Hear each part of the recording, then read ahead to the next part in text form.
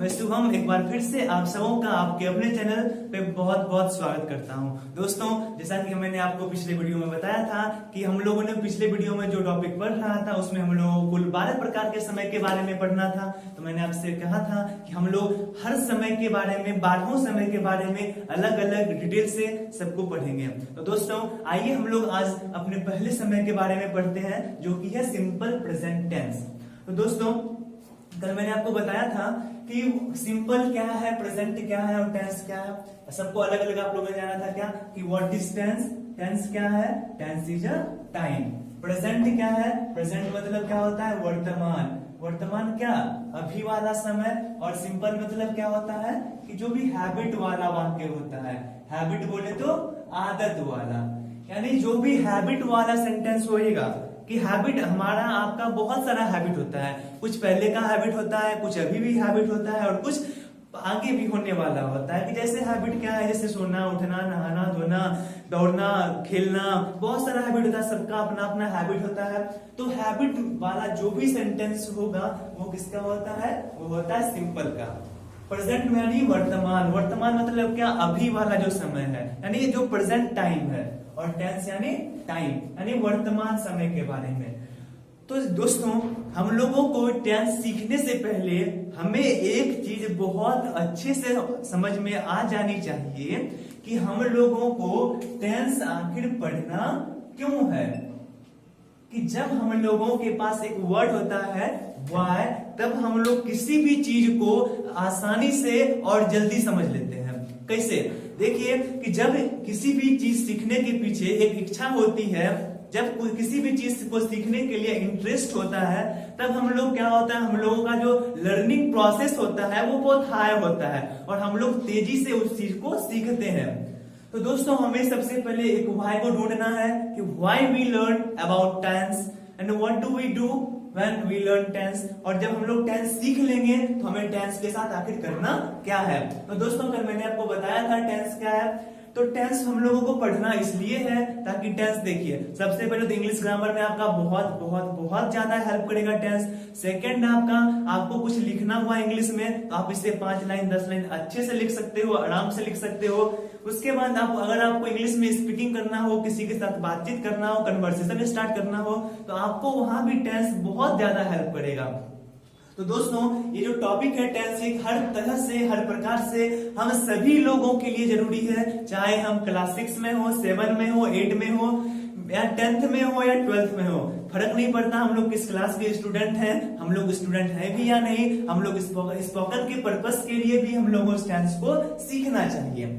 तो हमारा पहला टेंस क्या है, simple present tense. Simple present tense का अर्थ होता है क्या, सिंपल यानी हैबिट वाला वाक्य होएगा, प्रेजेंट यानी वर्तमान समय यानी अभी वाला समय, और टेंस यानी समय, टाइम।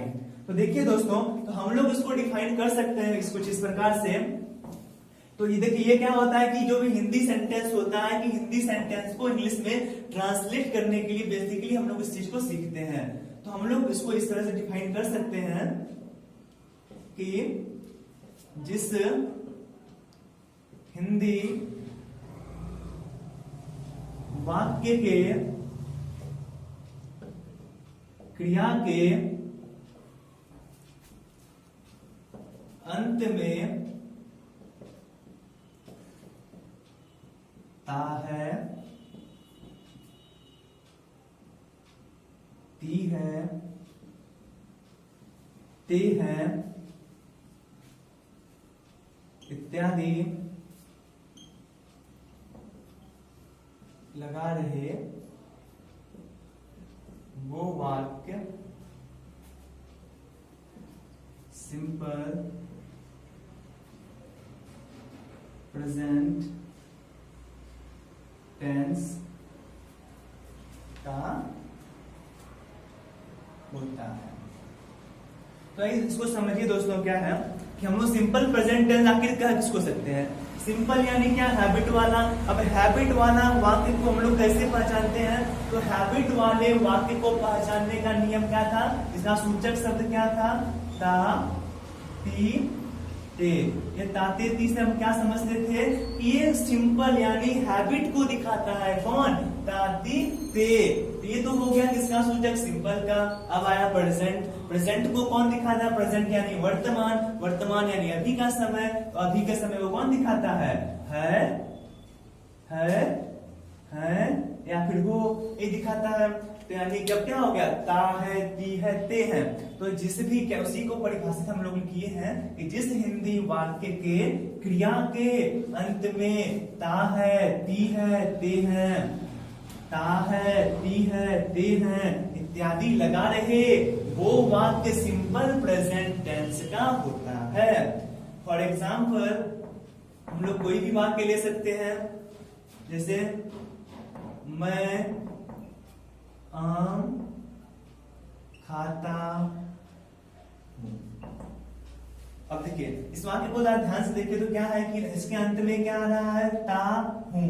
अब इसे ता आ गया तो ता किसको दिखाएगा, तो ता दिखाता है सिंपल को, और आ गया हूं, और हूं किसको दिखाता है, हूं दिखाता है प्रेजेंट को। तो ये सेंटेंस किस वाक्य का, ये जो वाक्य है ये किस समय का सेंटेंस हुआ, ये हुआ सिंपल प्रेजेंट टेंस का।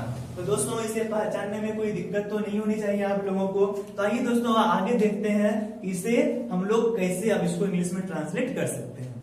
तो आइए दोस्तों अब देखते हैं कि अब हम लोग सिंपल प्रेजेंट टेंस को जब हम लोग पहचान लेंगे कि कोई भी हिंदी सेंटेंस, जब वो Hindi sentence simple present tense का है, तब उसको हम लोग आगे इंग्लिश में ट्रांसलेट कैसे कर सकते हैं। तो दोस्तों किसी भी सेंटेंस को इंग्लिश में ट्रांसलेट करने के लिए उसके कुछ रूल्स होते हैं। तो जैसे इनका स्ट्रक्चर है, स्ट्रक्चर मतलब होता है बनावट। बनावट क्या, बनावट का होता है बनाने के नियम, आखिर बनते कैसे हैं, उनका बनावट क्या है, उसका ढंग क्या है, तरीका क्या है, उसका स्ट्रक्चर क्या हो जाएगा। किसका स्ट्रक्चर, सिंपल प्रेजेंट टेंस के वाक्यों का, हिंदी वाक्यों का इंग्लिश बनाने का स्ट्रक्चर क्या है, तो है सब्जेक्ट प्लस V1 या V5 प्लस ऑब्जेक्ट। हम लोग सिंपल प्रेजेंट के वाक्यों को इस प्रकार से बनाते हैं, सब्जेक्ट प्लस V1 या V5 प्लस ऑब्जेक्ट। तो देखिए सब्जेक्ट क्या होता है, तो सब्जेक्ट का अर्थ होता है कर्ता। कर्ता क्या होता है, तो कर्ता का मतलब होता है करने वाला। कर्ता का मतलब हुआ करने वाला। क्या करने वाला, हम लोग कैसे पहचानेंगे कि वाक्य में कर्ता कौन है। तो जब हम लोग वाक्य को पढ़ेंगे तो सबसे पहले हम लोगों को देखना है कि वो वाक्य किस समय का है, यानी किस टेंस का है। जब हम लोग ये पहचान लेंगे वो किस टेंस का है, उसके बाद सेकंड स्टेप हम लोगों को करना है कि वो जो वाक्य है, हिंदी सेंटेंस है, उसमें सब्जेक्ट क्या है। सब्जेक्ट यानी कर्ता, यानी उसमें करने वाला कौन है। तो क्या करने वाला, उसका लिखते हैं वर्ब। कर्ता के बाद आता है वर्ब। वर्ब मतलब क्या होता है, वर्ब यानी कि क्रिया। क्रिया मतलब क्या, काम। अब दूसरा चीज हम लोगों को ये देखना है कि उस वाक्य में, उस सेंटेंस में कौन सा काम हो रहा है। पहले क्या करेंगे, सबसे पहला स्टेप हिंदी वाक्य को पहचानेंगे किस टेंस का है। सेकंड स्टेप हम लोगों को ढूंढना है उसमें सब्जेक्ट कौन है, कर्ता कौन है, करने वाला कौन है। थर्ड स्टेप हम लोगों को उसमें ये देखना है कि काम कौन सा हो रहा है, काम यानी क्रिया। अब आता है उसके बाद हम लोग देखेंगे, उसमें देखेंगे ऑब्जेक्ट, उसमें क्या है। तो ऑब्जेक्ट मतलब होता है कर्म। कर्म यानी क्या, कि कर्ता के काम करने का प्रभाव जिस चीज के ऊपर पड़ता है वही कर्म कहलाता है। तो कर्म क्या है, कि कर्ता के काम करने का प्रभाव जिस चीज के ऊपर पड़े वही क्या कहलाता है, कर्म कहलाता है। जैसे हम लोग एग्जाम्पल से समझते हैं इसको। तो एग्जाम्पल है, मैं आम खाता हूँ। सबसे पहला स्टेप क्या, कि हम लोग को वाक्य पहचानना है किसका है। तो देखिए यहाँ पे क्या है, हिंदी वाक्य के क्रिया, क्रिया ये हो गया, इसके अंत में क्या लगा है, ता हूं। अब ता है यानी सिंपल, हूं है प्रेजेंट, तो किसका हो गया, सिंपल प्रेजेंट टेंस का हो गया। अब क्या देखना है इसमें, इसमें सब्जेक्ट कौन है। तो इसमें देखिए क्या, मैं आम खाता हूँ, सब्जेक्ट यानी करता, तो करने वाला कौन है इसमें, करने वाला मैं, तो सब्जेक्ट क्या हो जाएगा, मैं। अब मैं क्या कर रहा है, मैं कौन सा काम कर रहा है, तो मैं खाने का काम कर रहा है। मैं कौन सा काम कर रहा है, खाने का, तो खाना क्या हो जाएगा, खाना हो जाएगा वर्ब। और मैं क्या खा रहा है, मेरे खाने का, मैं के खाने का प्रभाव किस चीज के ऊपर पड़ रहा है, मैं खाता हूँ क्या, मैं खाता हूं आम, तो आम क्या हो जाएगा, आम हो जाएगा ऑब्जेक्ट, आई मैं हो जाएगा सबसेट और वर्ब हो जाएगा खाता। तो दोस्तों ये स्टेप को अगर हम लोग अच्छे से क्लियरली समझ लेते हैं तो हमें इसको बनाने में कोई भी प्रॉब्लम नहीं आएगी। अब यहाँ पे समझने वाली बात थोड़ी सी ये है कि सब्जेक्ट में कोई दिक्कत नहीं, सब्जेक्ट यानी करता, हम लोग उसमें सब्जेक्ट ढूंढ लेंगे। करने वाला कौन है, ऑब्जेक्ट यानी कर्म, कर्म क्या, किस कर्ता कौन सा काम कर रहा है, तो कर्ता के काम करने का प्रभाव जिस चीज के ऊपर पड़ेगा वही ऑब्जेक्ट हो गया। अब इसमें थोड़ी सी समझने वाली बात यहाँ पे ये है V1 और V5, यहाँ पे दो कंडीशन है क्या, एक है V1 और एक है V5। तो इसको हम लोग कैसे क्लियर करें कि कहाँ पे V1 लगेगा और कहाँ पे V5 लगेगा। तो इसके लिए बहुत सिंपल सा रूल है, एक नोट में आप लोग नोट कर सकते हैं, इसको लिख सकते हैं कि TPSN V5। इसको याद रखिएगा क्या, TPSN क्या होता है, V5 होता है। तो TPSN क्या हुआ, थर्ड पर्सन सिंगुलर नंबर, उसमें लगता है V5। आइए अगर थोड़ा सा यहाँ पे आपको समझने में थोड़ी सी दिक्कत रह गई तो हम लोग इस टेबल के माध्यम से इसको और ज्यादा अच्छे से क्लियर करते हैं। इस टेबल को थोड़ा ध्यान से देखिएगा।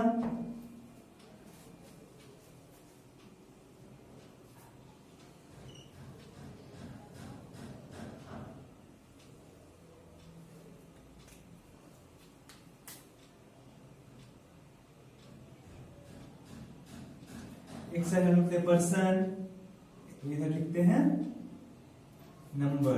तो नंबर कितने होते हैं, नंबर 2 होते हैं। पर्सन कितने होते हैं, पर्सन 3 होते हैं, एक होता है फर्स्ट पर्सन, दूसरा होता है सेकंड पर्सन और तीसरा होता है थर्ड पर्सन। और नंबर कितने होते हैं, नंबर होते हैं 2। कौन सा, सिंगुलर और प्लूरल। तो फर्स्ट पर्सन सिंगुलर कौन होता है, आई। फर्स्ट पर्सन प्लूरल कौन होता है, वी। सेकेंड पर्सन सिंगुलर कौन होता है, यू। सेकेंड पर्सन प्लूरल कौन होता है, ये भी होता है यू। अब थर्ड पर्सन सिंगुलर कौन होता है, ये होता है ही, सी, इट, या किसी का नाम, किसी का भी नाम हो सकता है, जैसे रामू, सोहन, यानी किसी का भी जो नाम होगा वो क्या होगा, थर्ड पर्सन सिंगुलर नंबर। अब थर्ड पर्सन प्लूरल नंबर क्या हो जाएगा, तो ये हो जाएगा दे, स्टूडेंट्स,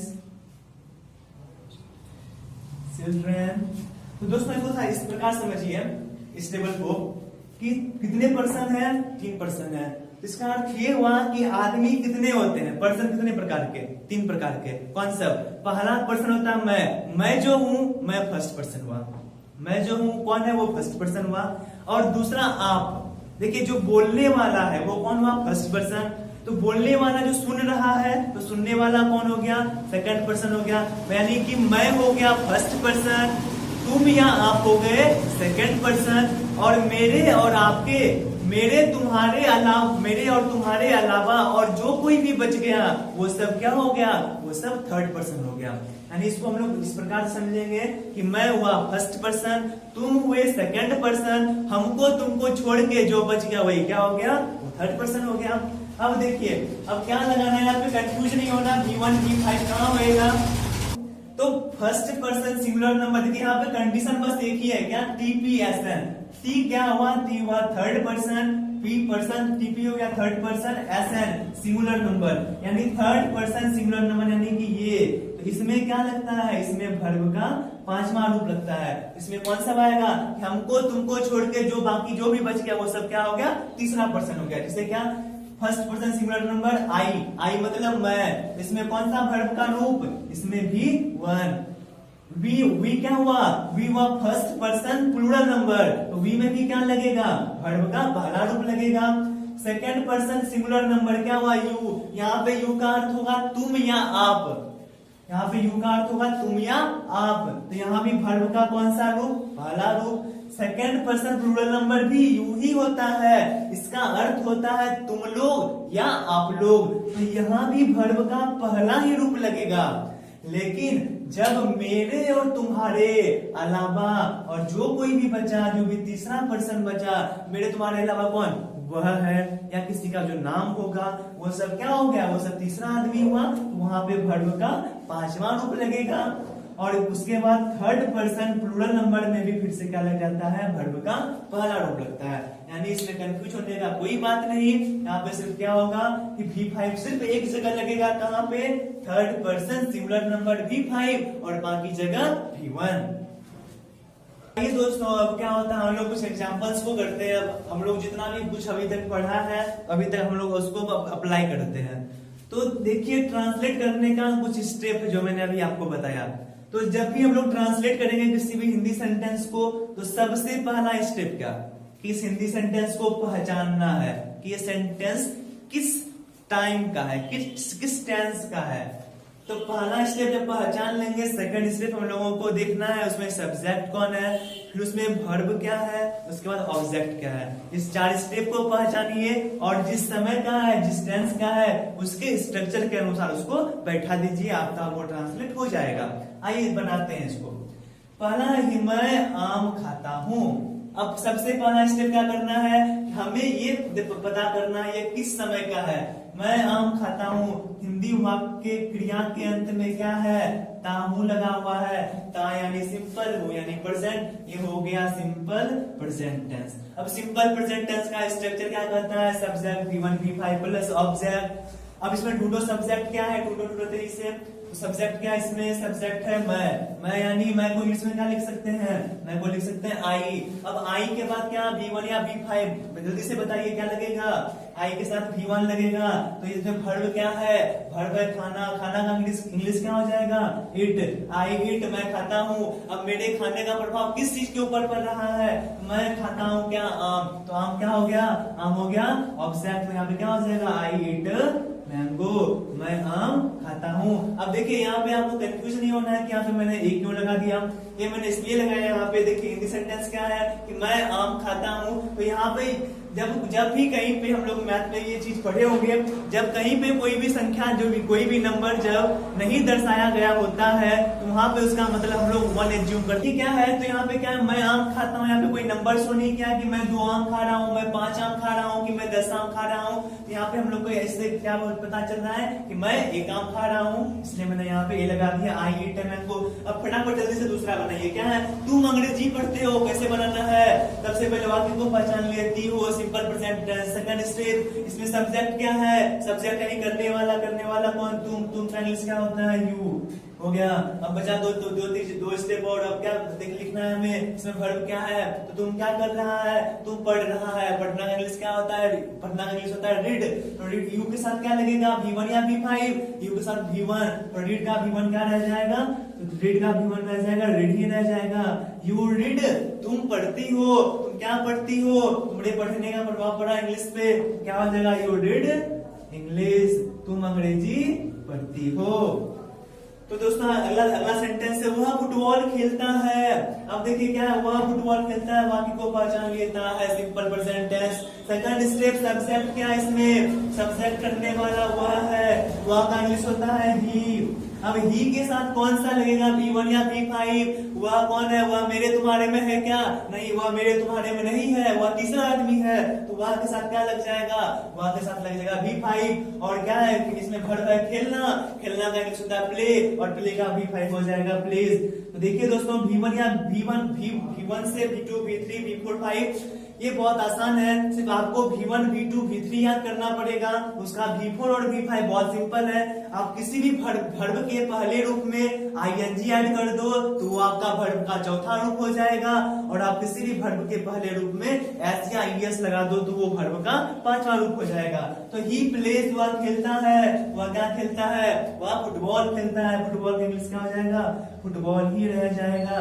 ही प्लेज फुटबॉल, वह फुटबॉल खेलता है। तो दोस्तों उम्मीद करता हूँ यहाँ तक में आपको कोई भी दिक्कत नहीं आई होगी। अगर आपने इस चीज को सीख लिया, अगर आपसे ये चीज बन रही है, तो कृपया करके आप इस लास्ट सेंटेंस को आप लोग बना के नीचे कमेंट बॉक्स में जरूर बताएंगे इसका इंग्लिश क्या होगा। दोस्तों अब हम लोग पढ़ते हैं आगे इसमें कि देखिए अगर आप किसी भी एक समय के बारे में अगर अच्छे से पढ़ लो, डिटेल से पढ़ लो, तो आपके लिए जो बाकी का बचा 11 समय के बारे में पढ़ना आपके लिए बहुत ज्यादा आसान हो जाएगा। हो सकता है ये वीडियो थोड़ी लंबी हो जाए आपके लिए, लेकिन इस वीडियो को आप लोग लास्ट तक जरूर देखना, क्योंकि अगर आप लोग इस वीडियो के बारे में जरूर देख लिए ना, तो सेंटेंस सिखाने की गारंटी मेरी रही। तो दोस्तों आप लोग कृपया मेरे साथ बने रहें और इसको पूरा लास्ट तक देखें। तो दोस्तों आगे बढ़ते हैं और आगे हम लोग देखते हैं कि types of sentence in tense, यानी टेंस के अंतर्गत हम लोगों को कितने प्रकार के वाक्यों के बारे में पढ़ना है। तो we have to study about 4 types of sentence in tense. हम लोगों को टेंस के अंतर्गत 4 प्रकार के वाक्यों के बारे में पढ़ना है। कौन सा? अफर्मेटिव सेंटेंस, यानी क्या सकारात्मक वाक्य, यानी जो भी पॉजिटिव सेंटेंस होएगा उसको ही बोलते हैं अफर्मेटिव सेंटेंस। सेकेंड टाइप है इंट्रोगेटिव सेंटेंस, यानी कि प्रश्नवाचक वाक्य। थर्ड है निगेटिव सेंटेंस, निगेटिव सेंटेंस यानी नकारात्मक वाक्य। और चौथा है निगेटिव इंट्रोगेटिव सेंटेंस, यानी नकारात्मक प्रश्नवाचक वाक्य। यानी ये 4 प्रकार का वाक्य पढ़ना पड़ता है। कौन सा? पॉजिटिव सेंटेंस पढ़ना होता है, इंट्रोगेटिव पढ़ना होता है, निगेटिव और निगेटिव का इंट्रोगेटिव पढ़ना होता है। तो आइए दोस्तों इसको फिर से और डिटेल में इसको देखते हैं। हम लोग अब आगे देखते हैं कि अलग अलग टाइप के बारे में हम लोग उस सेंटेंस को बनाते कैसे, उसका स्ट्रक्चर देख लेते हैं एक बार। तो अभी तक हम लोगों ने देखा था सिंपल प्रेजेंट का स्ट्रक्चर क्या था, सब्जेक्ट प्लस V1 या V5 प्लस ऑब्जेक्ट। सब्जेक्ट लिखते थे, उसके बाद वर्ब का पहला रूप या वर्ब का 5वां रूप, उसके बाद ऑब्जेक्ट। तो V1 या V5 में कोई कंफ्यूजन था नहीं, क्योंकि V5 बस एक जगह लगता था, थर्ड पर्सन सिंगुलर नंबर, और बाकी का हर जगह V1 लगता था।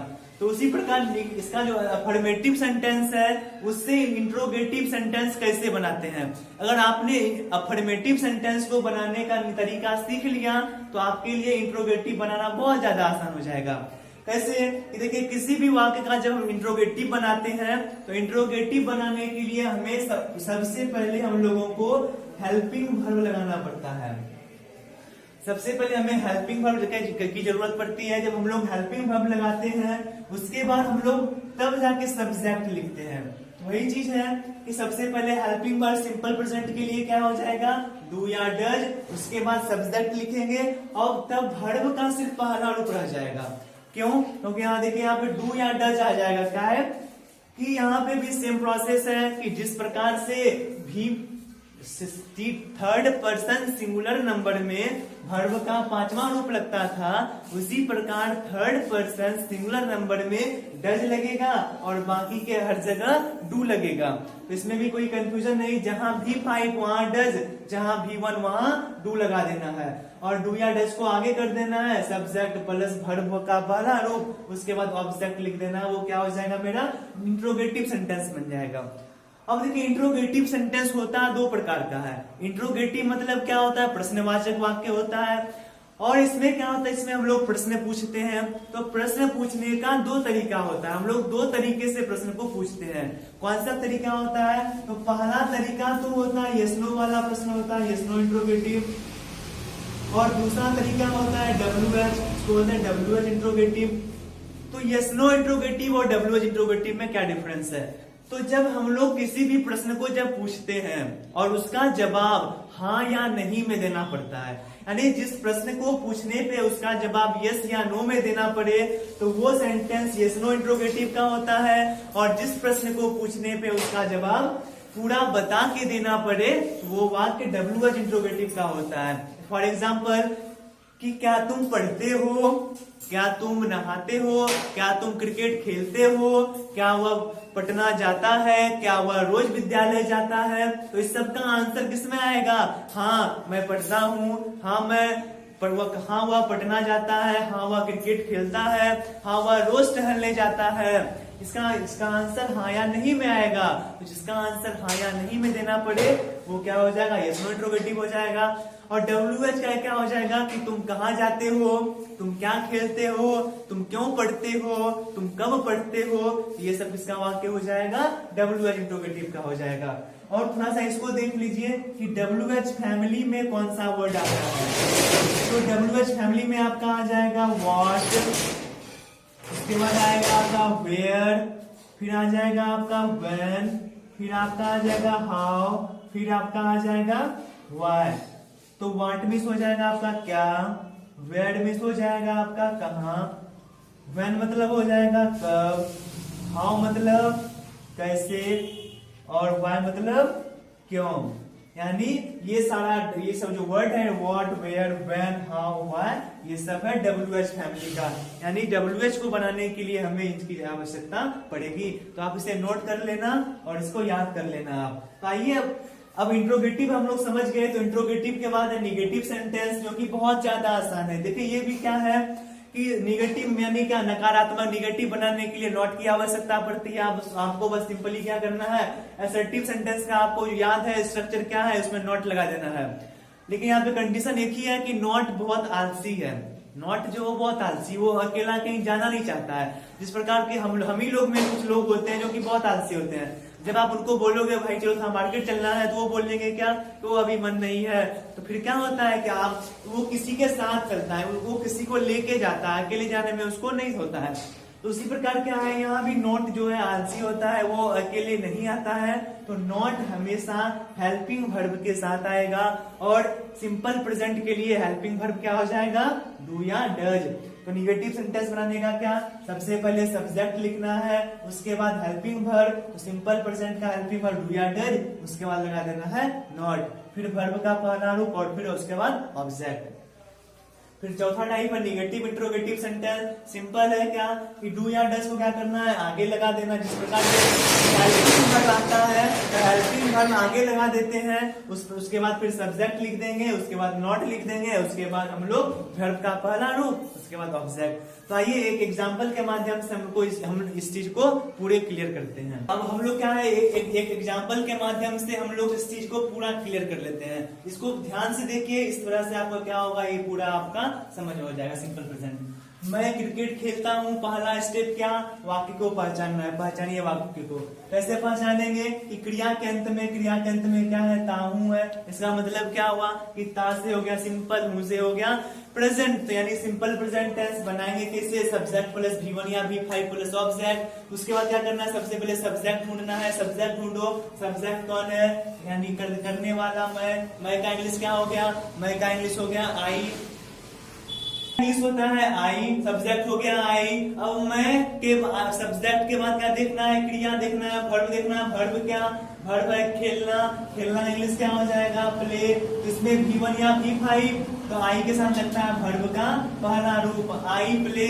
मैं खेलता हूँ, मैं क्या खेलता हूँ, मैं क्रिकेट खेलता हूँ, क्रिकेट हो गया ऑब्जेक्ट। आई प्ले क्रिकेट, मैं क्रिकेट खेलता हूँ, यहाँ का हो गया पहला टाइप। इसे बोलते हैं अफर्मेटिव सेंटेंस। अफर्मेटिव के बाद बनाना है क्या, इंट्रोगेटिव। इंट्रोगेटिव दो प्रकार का, यस नो इंट्रोगेटिव और WH इंट्रोगेटिव। तो यस नो, तो इंट्रोगेटिव बनाते कैसे हैं कि सब्जेक्ट के पहले हेल्पिंग वर्ब लगा देते हैं।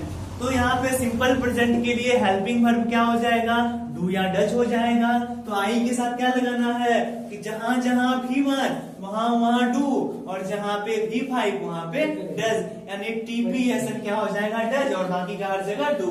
तो यहाँ पे इसका इंट्रोगेटिव कैसे बन जाएगा, डू, उसके बाद लिखना है सब्जेक्ट है आई, फिर उसके बाद वर्ब क्या हो जाएगा, वर्ब का पहला रूप लगेगा आप हमेशा, तो डू आई प्ले, उसके बाद cricket, do I play cricket, पीछे क्वेश्चन मार्क का सिंबल देना है। क्वेश्चन मार्क का सिंबल दिखाता है कि वो वाक्य इंट्रोगेटिव का है। तो डू आई प्ले क्रिकेट, क्या मैं क्रिकेट खेलता हूँ। उसके बाद देखिए ये हुआ तो यस नो इंट्रोगेटिव हुआ।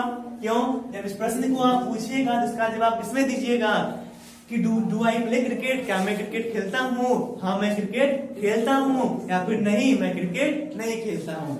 इसका कैसे बनाएंगे WH में, इसे हम लोग देखते हैं इसका WH कैसे बनाते हैं। तो WH इंट्रोगेटिव बनाने के लिए कुछ नहीं करना होगा, बस हमें क्या है कि जो भी हेल्पिंग वर्ब है उसके आगे हम WH लगा देंगे। तो जो सा WH लगाना है उसके नीड के अनुसार लगा दो, आपको वो WH इंट्रोगेटिव बन जाएगा। जैसे क्या कि मैं क्रिकेट कहाँ खेलता हूँ, तो कहाँ का इंग्लिश क्या होता है, वेयर। तो where do I play cricket, मैं क्रिकेट कहाँ खेलता हूँ। Why do I play cricket, मैं क्रिकेट क्यों खेलता हूँ। When do I play cricket, मैं क्रिकेट कब खेलता हूँ। How do I play cricket, मैं क्रिकेट कैसे खेलता हूँ। यानी जैसा हिंदी वाक्य रहेगा आपको जो सा भी WH लगाना रहेगा, आप वो प्रॉपर WH लगा के आप उसका इंट्रोगेटिव बना सकते हो। तो WH के साथ जो लगाना होगा वो WH इंट्रोगेटिव हो जाएगा, और जिसका आंसर यस नो में देना पड़े वो यस नो इंट्रोगेटिव। ये हमारा दो टाइप हुआ। तीसरा टाइप था निगेटिव वाला। निगेटिव बहुत सिंपल सा है, कैसे सब्जेक्ट लिखते हैं, सब्जेक्ट के बाद हेल्पिंग वर्ब, आई के बाद आई के साथ लगता है डू, इसके बाद लगाते हैं नॉट, फिर इसका वर्ब का पहला रूप do I not play cricket. मैं क्रिकेट नहीं खेलता हूँ। मैं क्रिकेट खेलता हूँ का निगेटिव क्या बनेगा, मैं क्रिकेट